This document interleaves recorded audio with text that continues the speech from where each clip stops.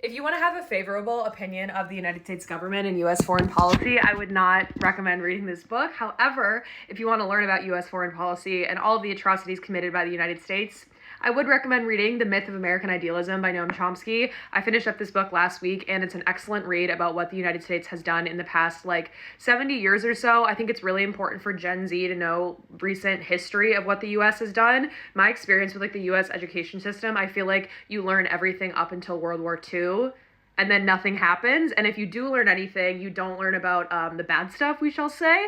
So this book talks about Vietnam, it talks about the Gulf War, it talks about the Middle East, it talks about George W. Bush. I think I lack a lot of the historical context for where we are now, and I feel like a lot of Gen Z people do as well. So The Myth of American Idealism, it talks about this idea that America needs to intervene everywhere because we are this purveyor of democracy and we support equality and freedom, and it just breaks down that myth and looks at all these atrocities committed once again and all the ways that we've intervened and really destroyed countries abroad. So I highly recommend this book. Once again, do not read it if you want to love America, because you probably won't, not as I loved America before reading this, but it gives you good knowledge. So I'm reading a book every single week, reading this book now, picked up a book by Bell Hooks for next week's read, and if you want to follow what I'm reading, subscribe to my YouTube because I read a book every single week as I train for a marathon.